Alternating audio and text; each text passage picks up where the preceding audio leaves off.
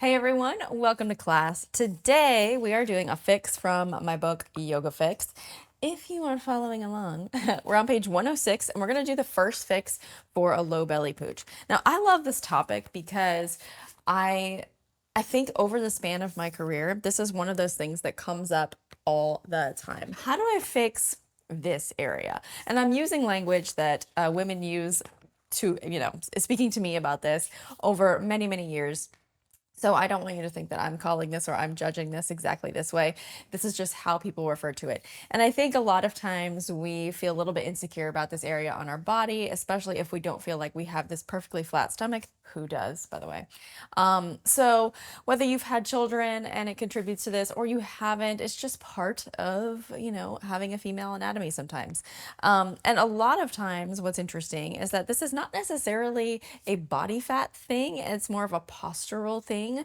And rather than having too much fat around your midsection, it's or more often, it's weakness, whether that's the TVA, which is like a deep abdominal muscle, or weakness in the glutes that can make your pelvis tip forward and make it appear as if you have a low belly pooch when really you just need to learn how to stand properly, right? So, all that to say, today we're going to do the first fix from my book, which is going to help target some of these muscles. So we're going to strengthen the TVA as well as just a little bit, bring a little bit of awareness to the glutes as well. And you'll be well on your way to correcting this little postural quirk, let's say. So, like I said, if you have the book, it's on page 106. And if you don't have the book, I will drop the link in the bio so that you can grab it from Amazon or wherever you like to buy books. But for now, let's go ahead and begin in tabletop. So we're going to start with some diaphragmatic breath, one of my all-time favorite things to start with when it comes to core work. And I like in tabletop because it allows you to kind of focus your energy where we want it. So when you're sitting, it's a little bit more difficult, I think.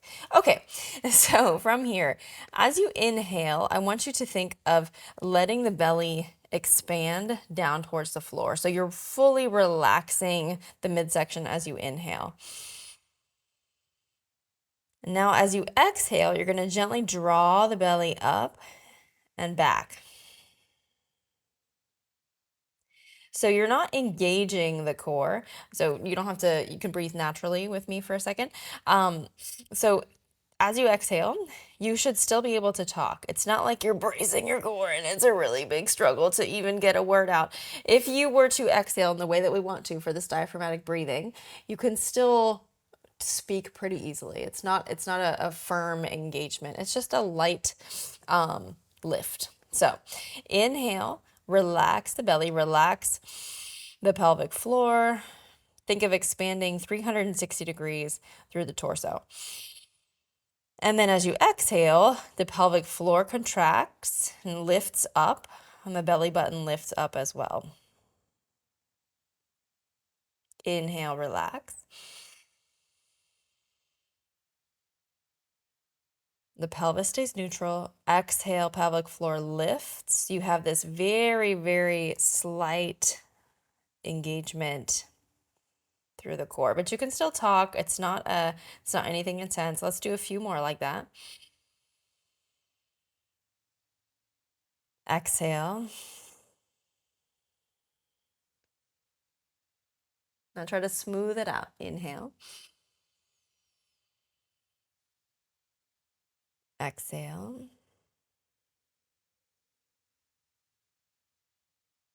Do two more. Inhale. Feel that fullness, that softness. Exhale, a gentle lifting up. Last round. Inhale.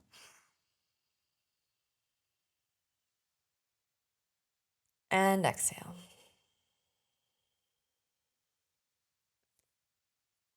From here, come onto your back. We're going to do some alternating toe taps.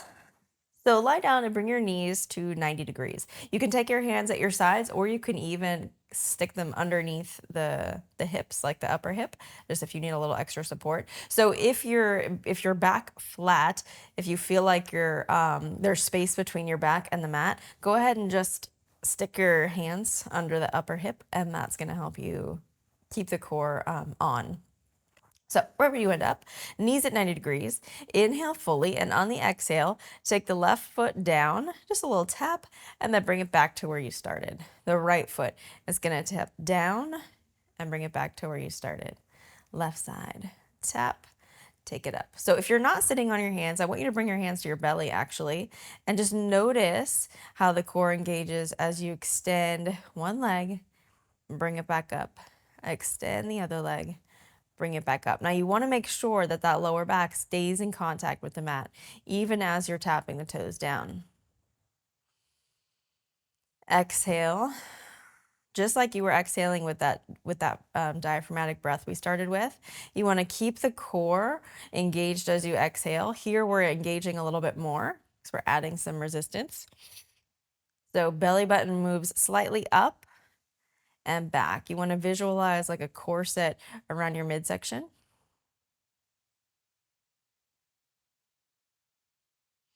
Let's do 4, up, 3, up, 2, up, 1. Go ahead and take the feet together, take the feet down. And now we're gonna do what's called a bent knee fallout. And this is a sneaky bit of core work. Also working the TVA, kind of the deeper core stabilizing muscles that are gonna help give us that shape that we're looking for. Again, it's not about body fat, it's about making sure the pelvis is in a neutral position and not tipped forward. And in order for that to happen, we want to make sure that the core stabilizers can actually do their job properly. So feet, you can take them, I don't know, a little bit less than hip distance apart. Bring your hands to where the front part of the hip bones are. And as you exhale with control, you're going to let the left knee open up just like halfway and then slowly bring it back up. The right knee is going to do the same. Let it open up just about halfway and slowly bring it back up. And you'll notice that as you move, because you're moving slowly, with those hands on the lower abdomen, you'll feel that contraction of the muscle as you pull the knee back up. So nice and slow. Open up the left side. You feel that resistance start to come into the muscle, that tension, and then it starts to pull. It stabilizes as you pull that knee back up. Right leg opens. Exhale, bring it up. Left knee opens. Bring it back up. If you can take the knee further down without lifting the opposite hip, you can do that. Left side opens. Inhale, exhale as you come up. Right knee opens, inhale. Exhale as you come up. Left side. Keep going. This is also a really great move for rehabbing and strengthening the pelvic floor. I think it's actually in the book too, in the pelvic floor section. Don't quote me on that, but I might have put it in there. So yeah, if you're also working on that, this is a great move to incorporate. I have, lost count. So let's do 2 more each way. 4, 3, 2, nice and slow. Let's do 1 more.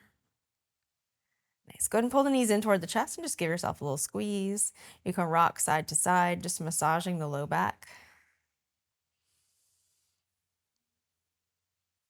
All right, another favorite, we're going to move into dead bugs. So dead bugs, I think, is a little bit more, I don't want to call it advanced, but more, it's a step up from what we've been doing. So I'm going to give you some options here. So the full version of dead bug is knees at 90 degrees, hands down. You're going to fully extend the left leg and fully extend the right arm overhead.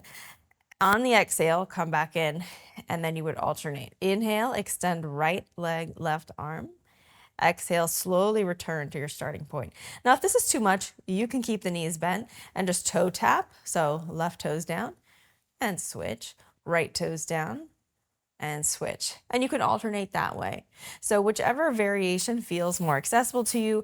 Again, you do not want to compromise your form. So we're aiming to activate those deep core muscles, especially the TVA. And if you end up with like that cute little bread loaf shape when you extend the arms and the legs, the TVA is not on. It's not doing its job. So that's what we want to focus on. If you can maintain this slightly flatter, wider shape as you extend, then you're good to go. And that takes time. So again, if you do end up, I'm calling it little bread loaf. If you do end up with a little bread loaf, nothing wrong. Nothing. It's not body fat. It's not that. It's just the muscle that tends to hold everything down is not it's not quite on yet. Okay, she's still working. She's still getting there. So let's go ahead and start our dead bugs, whichever variation works. We're going to start right arm, left leg. So inhale, you can extend. Exhale, return to starting. Opposite side. Right leg, left arm. Return to where you started. Opposite side. Really take your time here. So this is definitely not about speed. Keep that lower back down.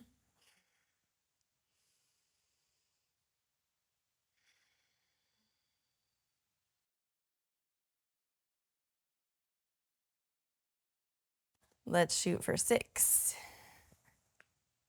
5, 4, 3, 2, 1. Pull the knees in toward the chest. Give it a little rock, side to side. On your next inhale, go ahead and come up. Slide the hips back. You can roll over the feet, and we're going to come to a plank. So plank is another one. You'll notice that we've kind of progressed as we've moved through this sequence. Plank is probably the most difficult. So again, if you feel like plank is not fully accessible or you can't maintain the integrity of your posture while doing plank, then just drop to the knees. So again, I'll give you a couple options for that. And if we come back to what our intention is, remember, it's to train that TVA to not become a cute little bread loaf when we're doing some of this core work, but maintain that that light, gentle, healthy tension and pressure, kind of keeping everything pulled in. So you can come to your forearms, you can come to your hands, whichever feels most comfortable. We're gonna start with just a few seconds. So let's do a couple rounds of this. We're gonna do 15 seconds to begin, and then we'll add on, we'll make it 30, the second round. So I'm gonna tell you when to start. You can start in 5, 4, 3, 2, 1. Your knees can stay down. 10, 9, 8, 7, 6, 5, 4, 3, 2, 1. You can drop the knees down. You can find child's pose, or you can sit straight up. We're not going for a major burn. So that's another thing I want to say. Plank is not something that you're going to feel like you would a crunch. So if I say do 50 crunches, your abs are going to start to burn. You're going to feel that like lactic acid buildup, and eventually you're going to be like, I can't do it anymore, right? Plank is more of a whole body. It's isometric, so you're not going to feel that same burn. How you know your body has kind of run out of fuel for plank is when your form starts to be compromised. So your shoulders might tire first, your quads might tire before your core starts to burn. That's normal. And if your hips start to dip down, or they start to come up, or your chest starts to cave in, it's time to come down, take a break. Okay, so let's do a 30-second version this time. We're gonna start in 5, 4, 3, 2, 1. Here we go. Breathe.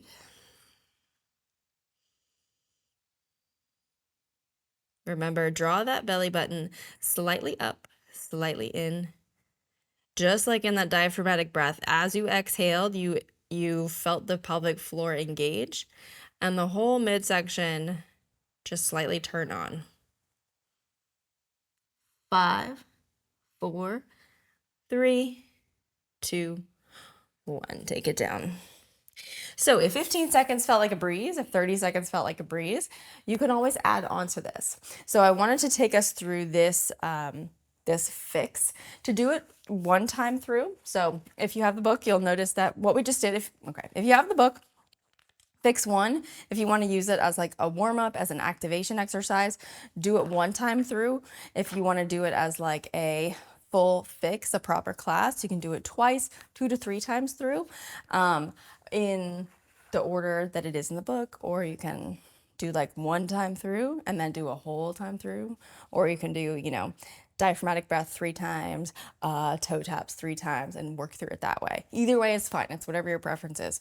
So the version that we just did now is really great activation. So you can count this as your core work, your rehab for today, pelvic floor work, whatever, however you want to tick that box. You can move on to another class for the day and count that as your full practice, or you can just, go on to your workout and go about your day, whatever you feel is best. But consider this like a nice activation. To do it one time through is a great activation. So like I said, I'm going to drop the link to the book in the description below. I know you're going to love it.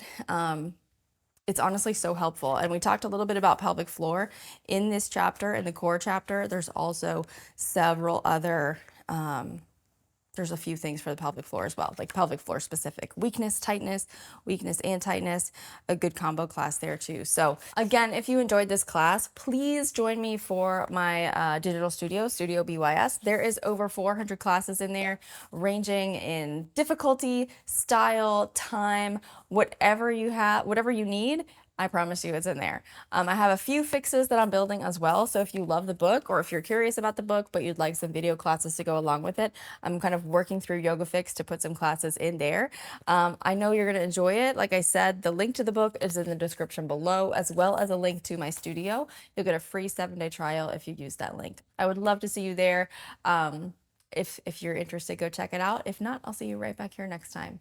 Have a good one, and I'll see you back here soon. Thank you so much for joining me. If you liked this class, you will love Bad Yogi Studio. Make yoga your new morning ritual. With hundreds of classes just under 30 minutes, the perfect amount of time to kickstart your day and start everything off on a high note. Welcome to class. I would love to see you inside Bad Yogi Studio with me, so tap the link below and get your free 14-day trial. I'll see you there.